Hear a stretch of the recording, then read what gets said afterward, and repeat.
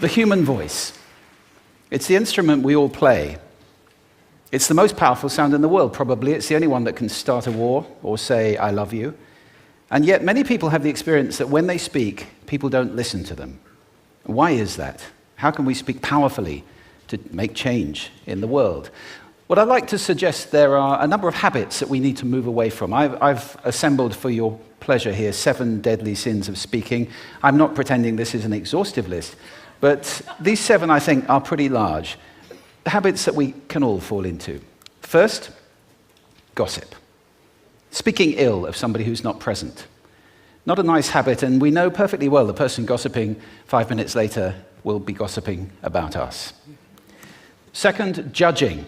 We know people who are like this in conversation, and it's very hard to listen to somebody if you know that you're being judged and found wanting at the same time. Third, negativity. You can fall into this. My mother, in the last years of her life, became very, very negative, and it's hard to listen. I remember one day I said to her, it's October the 1st today, and she said, I know, isn't it dreadful? It's hard to listen when somebody's that negative. And another form of negativity, complaining. Well, this is the national art of the UK. It's our national sport. We complain about the weather, about sport, about politics, about everything. But actually, complaining is viral misery. It's not spreading sunshine and lightness in the world. Excuses. We've all met this guy. Maybe we've all been this guy. Some people have a blame thrower. They just pass it on to everybody else and don't take responsibility for their actions. And again, hard to listen to somebody who's being like that. Penultimate, the 6th of the 7, embroidery, exaggeration. It demeans our language, actually, sometimes. For example, if I see something that really is awesome, what do I call it? And then, of course, this exaggeration becomes lying, out-and-out lying, and we don't want to listen to people we know are lying to us. And finally, dogmatism. The confusion of facts with opinions. When those two things get conflated, you're listening into the wind. You know, somebody is bombarding you with their opinions as if they were true. It's difficult to listen to that. So here they are, 7 deadly sins of speaking. These are things I think we need to avoid. But is there a positive way to think about this? Yes, there is.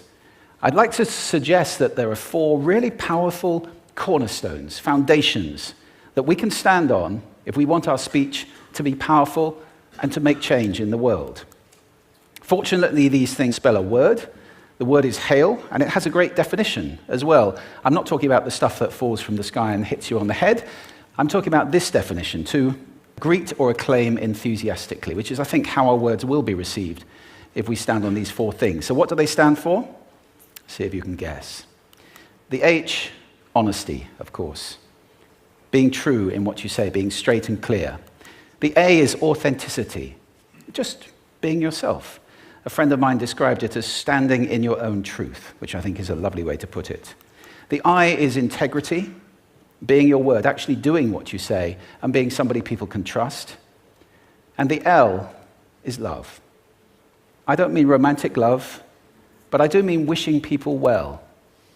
For 2 reasons. First of all, I think absolute honesty may not be what we want. I mean, my goodness, you look ugly this morning. Perhaps that's not necessary. Tempered with love, of course, honesty is a great thing. But also, if you're really wishing somebody well, it's very hard to judge them at the same time. I'm not even sure you can do those 2 things simultaneously. So hail. Also, now that's what you say, and it's like the old song, it is what you say, it's also the way that you say it. You have an amazing toolbox. This instrument is incredible, and yet this is a toolbox that very few people have ever opened. I'd like to have a little rummage in there with you now, and just pull a few tools out that you might like to take away and play with, which will increase the power of your speaking. Register, for example. Now, falsetto register may not be very useful most of the time, but there's a register in between. I'm not going to get very technical about this for any of you who are voice coaches. You can locate your voice, however. So if I talk up here in my nose, you can hear the difference. If I go down here in my throat, which is where most of us speak from most of the time, but if you want weight, you need to go down here to the chest. You hear the difference? We vote for politicians with lower voices. It's true, because we associate depth with power and with authority. That's register. And we have timbre. It's the way your voice feels. Again, the research shows that we prefer voices which are rich, smooth, warm, like hot chocolate.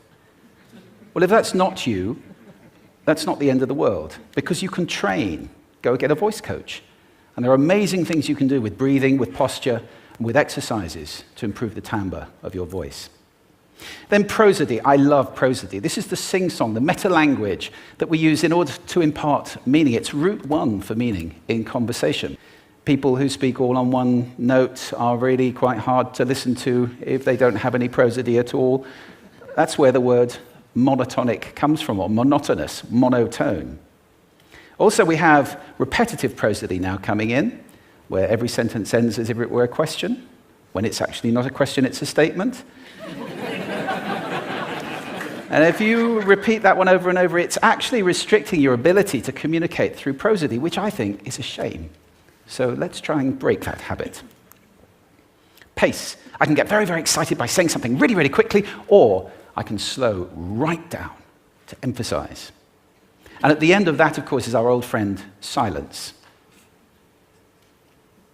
There's nothing wrong with a bit of silence in a talk, is there? We don't have to fill it with ums and ahs. It can be very powerful. Of course, pitch often goes along with pace to indicate arousal, but you can do it just with pitch. Where did you leave my keys? Where did you leave my keys? It's a slightly different meaning in those two deliveries. And finally, volume.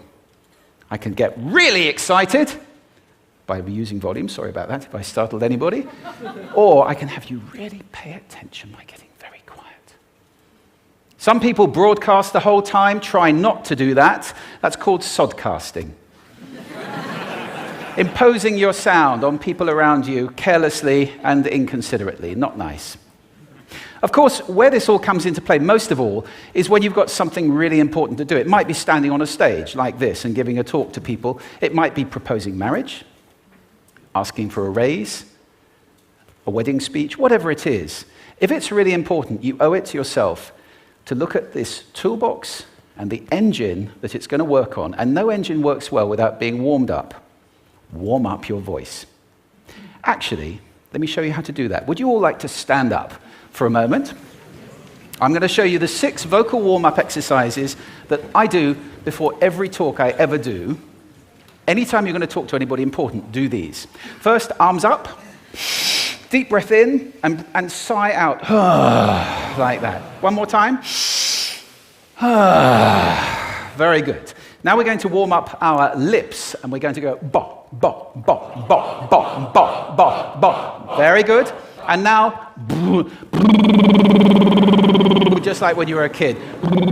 Now your lips should be coming alive. We're going to do the tongue next with exaggerated la, la, la, la, la, la, la, la, la. Beautiful. You're getting really good at this. And then roll an R. That's like champagne for the tongue. Finally, and if I can only do one, the pros call this the siren. It's really good. It starts with we and goes to or. The we is high, the or is low. So you go wee, oh, wee. Fantastic. Give yourselves a round of applause. Take a seat. Thank you. Next time you speak, do those in advance. Now, let me just put this in context to close. This is a serious point here. This is where we are now, right? We speak not very well into people who simply aren't listening in an environment that's all about noise and bad acoustics. I have talked about that on this stage in different phases. What would the world be like if we were speaking powerfully to people who are listening consciously in environments which were actually fit for purpose? Or to make that a bit